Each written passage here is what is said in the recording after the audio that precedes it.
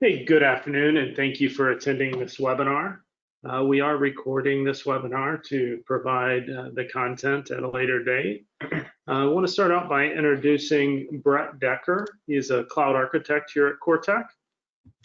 Hi, everybody. My name is Brett Decker. Glad to talk through some app modernization in Azure today with everyone. And my name is Clint Adkins. I am the Director of Cloud Solutions at Coretek. Feel free to utilize the chat window and ask questions for our Q&A session at the end of this presentation.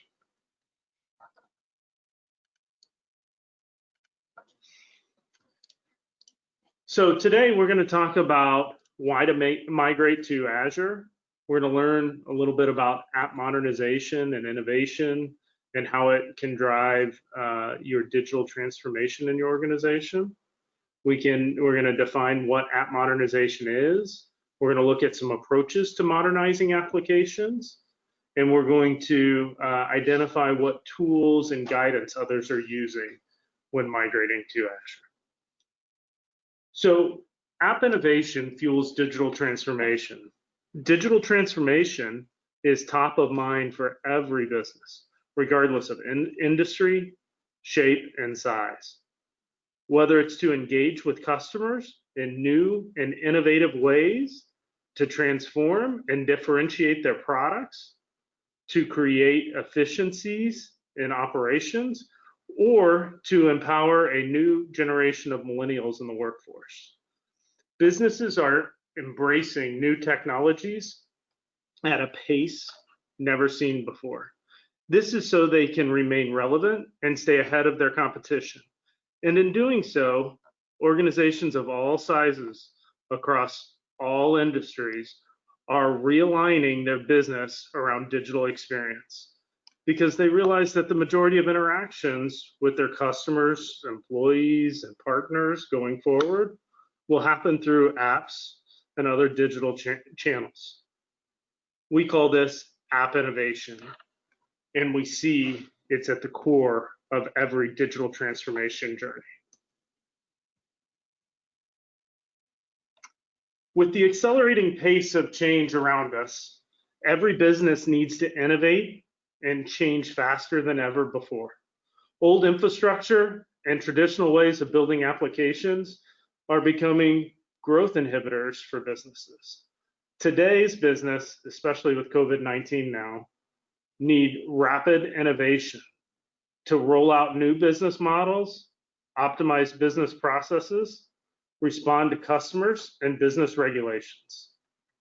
Businesses need their employees to be productive wherever they are. Business leaders want their employees to make decisions faster, which require ease, but controlled and secure access to their data, reporting, and analysis. For many traditional IT departments, this creates an endless churn of building reports, taking precious resources away from new initiatives, and still not being able to meet the needs of the business. Here are some of the situations where app modernization can help us.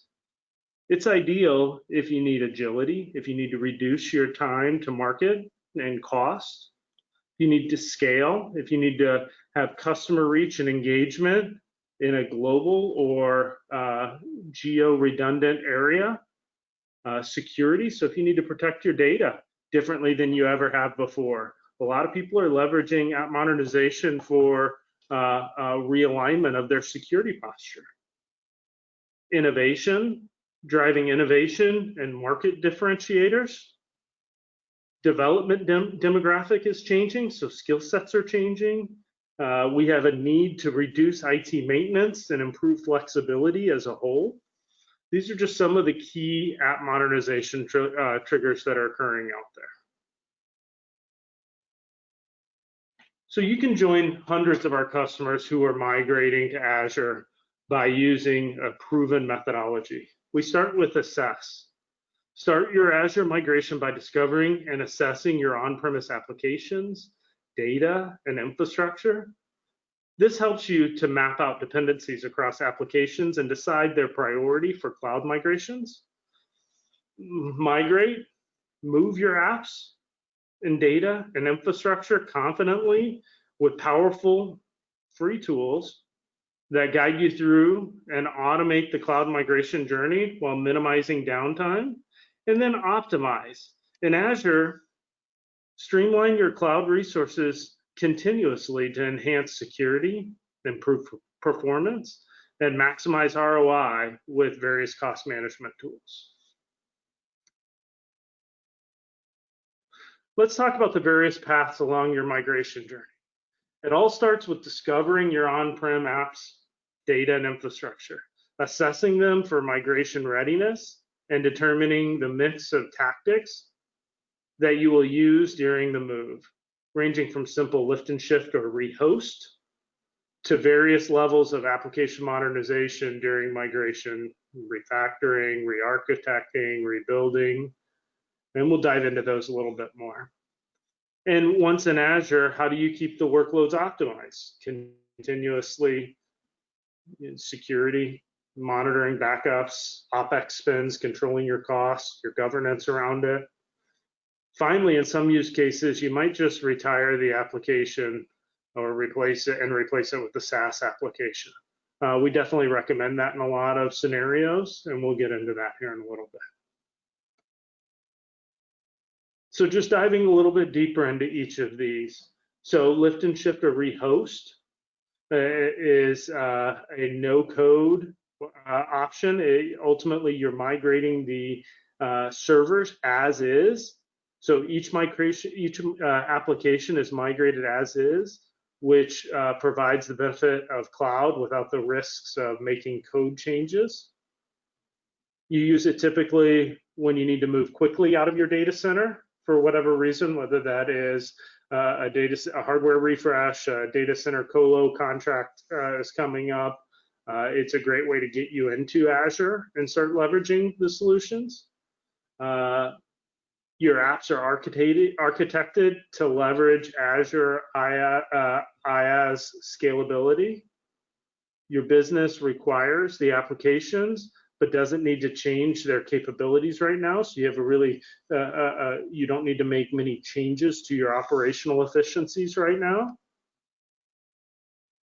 And really, ultimately, there are cost savings in just migrating even from this manner to Azure. You don't have to manage data centers anymore. It's a lot more scalable, a lot more flexible, and quite frankly, more secure overall. You can easily migrate workloads to Azure after running a cloud assessment. We call them cloud economic assessments. We leverage a tool called StrataZone, which we'll talk about here in a little bit. You can begin your migration of your on-premise VMs to Azure using either ASR, Azure Site Recovery, or DMS, Database Migration Services. We've really simplified the overall methodology and process around this. So now we're getting into refactoring applications, which is really starting the app modernization journey side of things. So refactoring, often referred to as repackaging, is a cloud migration approach that lets you minimally alter application code or apply configuration changes necessary to connect the application to Azure PaaS services and take better advantage of the cloud. For example, you can move an existing app to Azure App Services or an IaaS server to Azure App Services, or to Azure Kubernetes Services, AKS. You can also refactor your rational and non-rational databases into Azure SQL databases, Azure SQL Database Managed Instance, Azure SQL Database or Azure Database for MySQL, Azure Database for PostgreSQL, and Azure Cosmos DB. Really, when you use these, or when you need to use an existing code base and development skills, and the code is portably and is a concern where you're running it today, your application can easily be repackaged to work in Azure. you want to apply and innovate DevOps practices within your Azure environment, or when your IT team is investing in DevOps using container strategy for certain workloads. Really, ultimately, from a benefit perspective, you're able to drive continuous innovation by leveraging the built-in DevOps for paths using containers. And also, you don't have to manage the servers anymore in this model. You're just managing the application and the data.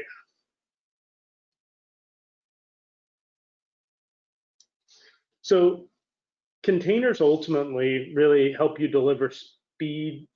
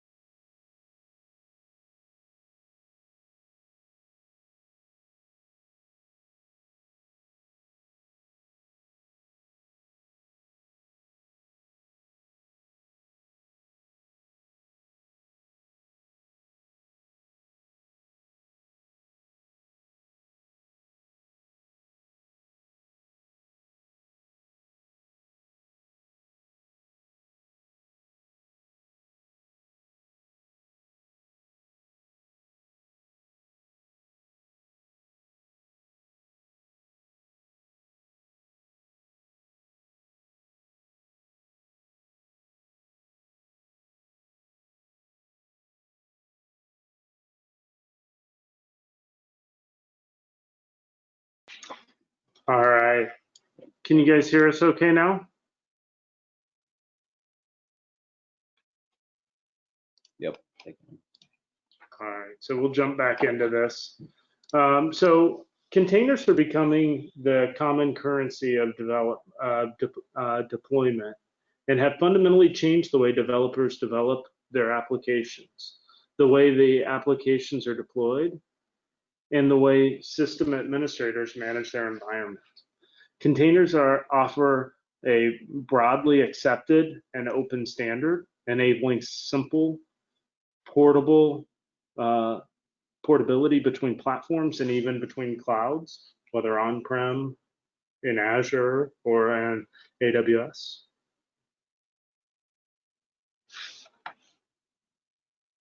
Azure offers you the flexibility to use tools that your teams are familiar with.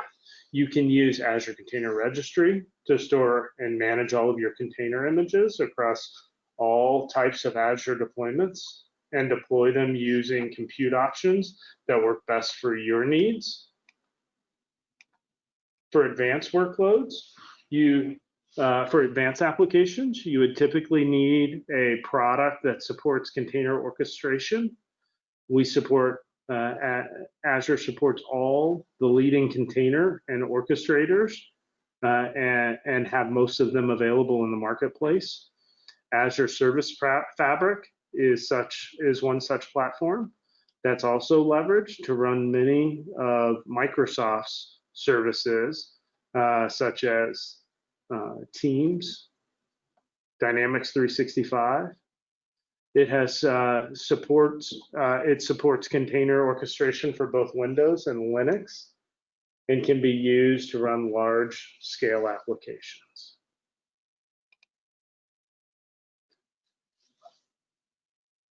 When you want to consider re-architecting an application, you're really looking at it when you need a major revision to your application. Typically, it's modifying or extending an existing application code base to optimize the app architecture for cloud scale. An example would be a monolithic application and turning it into microservices that work together readily at scale, and re-architecting your rational and non-rational databases to Azure fully managed database as a service solutions like Azure SQL Database Managed Instances, Azure Database for MySQL, Azure Database for Postgres, and Azure Cosmos DB. When you really want to look at using it is when you have major revisions to incorporate new capabilities. Another reason would be if you want to make use of existing application investments, but you want to simplify your development process and specifically your deployment process of your new applications. When you want to minimize the use of virtual machines to reduce your maintenance costs. And ultimately, re-architecting to cloud-native solutions will give you truly the agility and scalability that most people are looking for when they go to cloud technologies. In terms of microservices, the fact that applications should be composed of services small enough to truly implement in a single role. Each has a well-defined API connection to other microservices to communicate and share data within it. Microservices must be able to version and update independently of each other, This loose coupling is key to supporting the rapid and reliable evolution of an application. What would have been a single tier of monolithic application into many discrete microservices, each independent and isolated. So this is ultimately showing how it was from a monolithic perspective. And then now whenever we look at microservices from an approach perspective, it really spreads out those specific services. and illustrates that well from a microservices perspective. When to consider rebuilding. So rebuilding an application from scratch using cloud-native technologies from Azure. For example, building a greenfield application with cloud-native technologies like Serverless, Azure AI, Azure SQL Database, and SQL Managed Instance, Azure Cosmos DB, and others. This is the new way people are developing their applications. If you're building something new, people are building this way, using cloud-native applications. And really, it enables an innovation and allows you to take advantages of things like AI, blockchain, IoT, big data analytics platforms like data lakes and Databricks and things like that.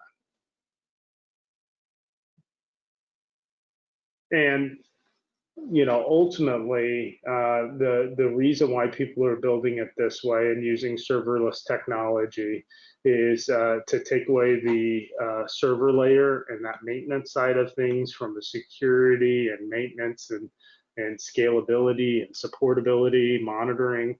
It can be really complicated to manage those servers.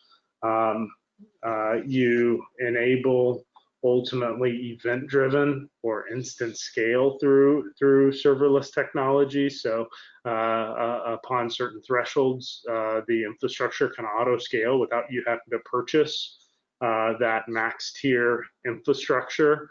So your costs are ultimately reduced. And then that's where it really goes down to the micro billing side of things. So you're really only paying for what you're really using.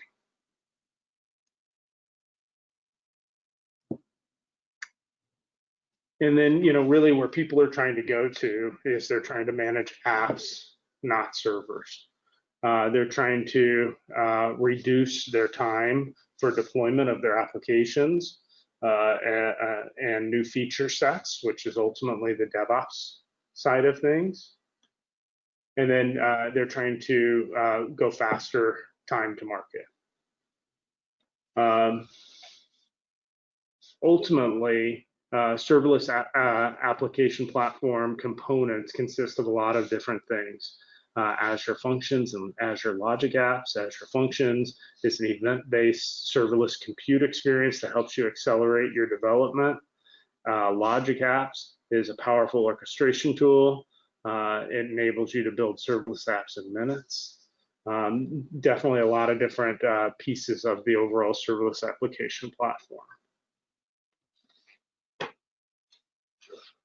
So here are some high-level scenarios that are good examples of needs for serverless architecture.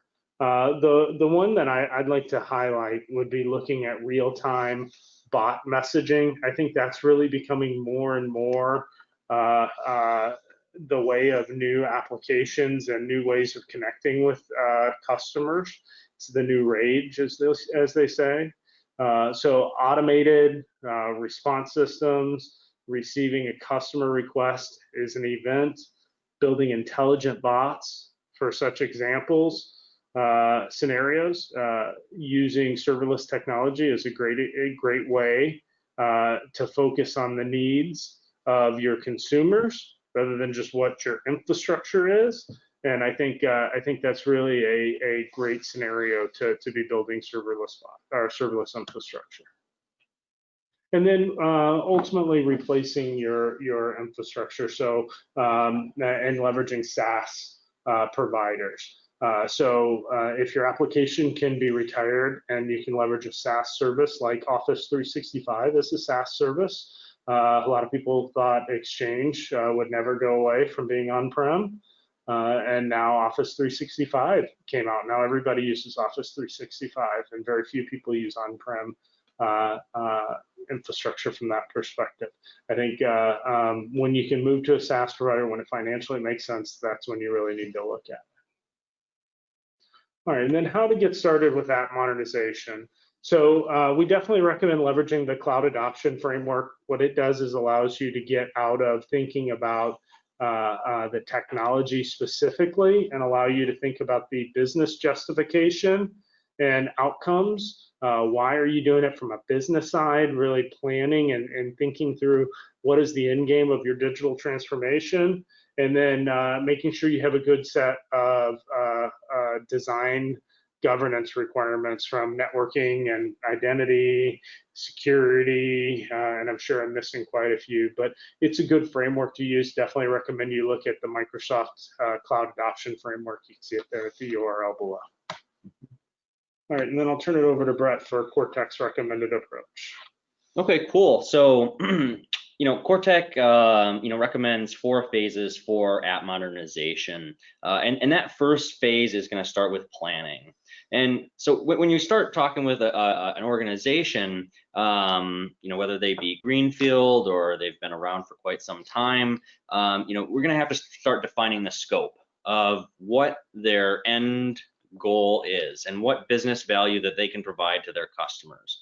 And so we're going to use some tools to help identify what their maybe existing infrastructure would look like or what their future infrastructure might look like. And so Unify Cloud is one of the tools that we recommend that's going to assess the migration approach to the cloud. And it's going to give us a lot of different information on IaaS and PaaS services, how that we can move from IaaS to PaaS, and then possibly change some of the existing applications code so that it can fit into a container solution or another PaaS offering that they have. Sometimes when we're talking about a lift and shift, maybe we want to use that as the customer's first step into the cloud. Then we might use something like StrataZone in order to scope the virtual machines or even physical machines that they have today to give them a good first step into the cloud. The DMA tool actually stands for the Data Migration Assistant. And so this will help them understand if their existing databases are compatible with Azure PaaS offerings. And if they're not today, what small tweaks or changes might they need to use in order to get those ready to move up into a PaaS offering. And then finally here, the Azure Migrate is going to help scope all Azure services.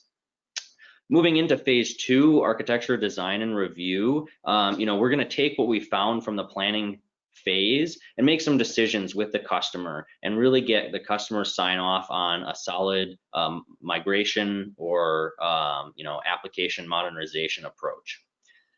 After we have that sign off, then we're going to specifically plan the strategy and produce customer deliverable documents, including reports of their landing zone that we will build for them. A landing zone is important so that the customer has a consistent place that they can build all their Azure services, whether that's IaaS or PaaS.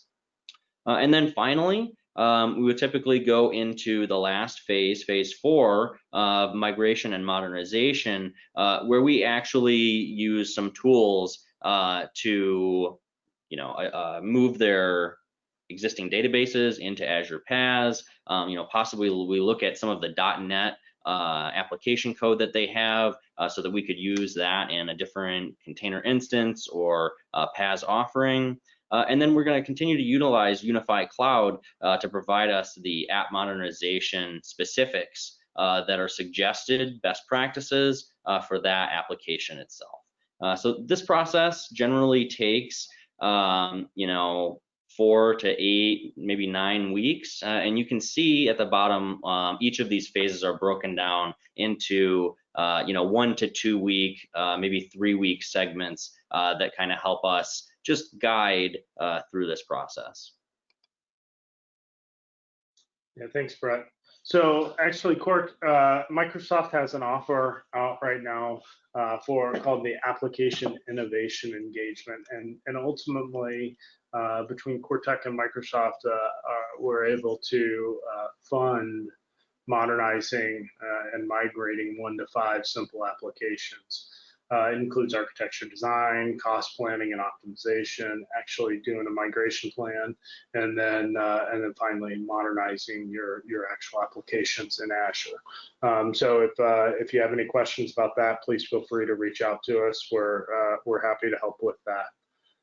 We do appreciate your time. I know we're up at the top of the hour right now, but feel free to reach out to me via email or LinkedIn as noted below here if you have any questions.